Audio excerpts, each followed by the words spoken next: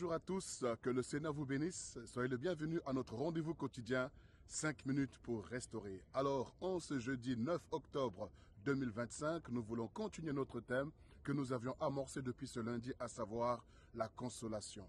Alors ce matin particulièrement, je voudrais m'arrêter pour pouvoir vous lire un courrier. Un courrier qui vous est adressé personnellement de la part de l'Éternel, notre Dieu. Oui, depuis le début de cette semaine, nous avions donc eu quelques exhortations, quelques versets bibliques. Et ce matin, je voudrais vous lire ce courrier que le Seigneur vous adresse, afin que vous receviez au travers de ce courrier la consolation, la paix de la part de notre Dieu, car il est le Père de miséricorde et il est aussi le Père de toute consolation. Alors je m'en vais vous lire ce courrier dans Ésaïe au chapitre 54, à partir du verset 7. La Bible dit ceci, et donc c'est un courrier que vous est adressé. Quelques instants, je t'avais abandonné, mais avec une grande affection, je t'accueillerai. Dans un instant de colère, je t'avais un moment dérobé ma face, mais avec un amour éternel, j'aurai compassion de toi, dit ton Rédempteur, l'Éternel. Il en sera pour moi comme aux eaux de Noé. J'avais juré que les eaux de Noé ne se répandraient plus sur la terre. Je jure de même de ne plus m'irriter contre toi et de ne plus te menacer.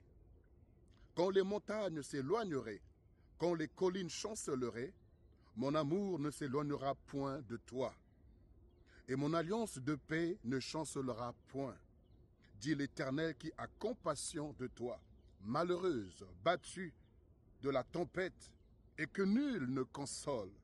Voici, je garnirai tes pierres d'antimoine, et je te donnerai des fondements de saphir.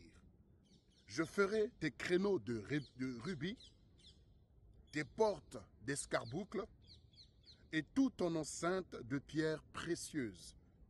Tous tes fils seront disciples de l'Éternel, et grande sera ta postérité, la postérité de tes fils.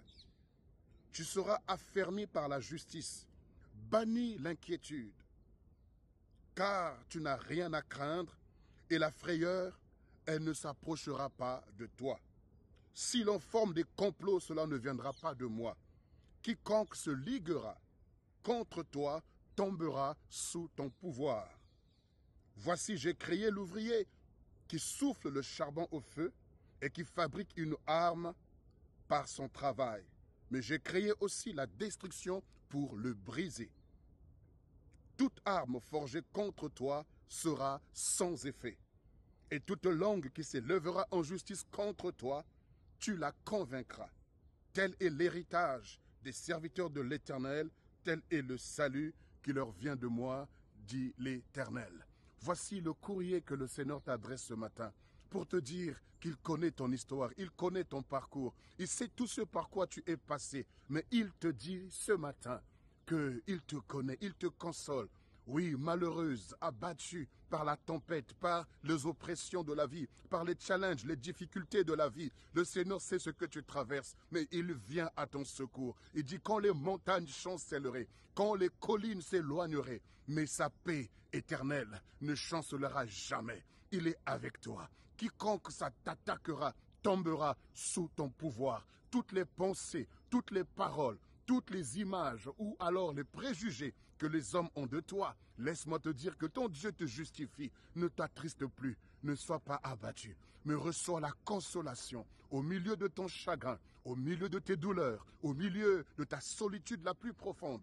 Le Seigneur t'adresse ce courrier pour t'apporter la consolation, pour te dire qu'il est avec toi et que toute arme forgée contre toi sera sans effet. Il s'assure et il est sûr de lui-même et il sait que tout ce qu'il dit, ce qui sort de sa bouche ne retourne pas à lui sans avoir accompli ce pourquoi cela a été envoyé. Alors je prie que sur ces paroles, sur ce courrier que le Seigneur t'a adressé, que tu puisses passer une journée dans la paix du Seigneur, dans sa consolation, dans la joie de l'Éternel, et que tu puisses être un rayon de soleil, car tu es le soleil, tu es la lumière du monde et tu es également le sel de la terre.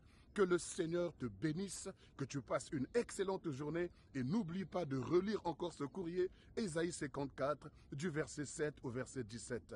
Que le Seigneur vous bénisse, une excellente journée à vous et au plaisir de vous retrouver demain pour la suite et la fin de cet enseignement, de cette exhortation et surtout de notre rencontre matinale, 5 minutes pour restaurer. Soyez bénis, shalom.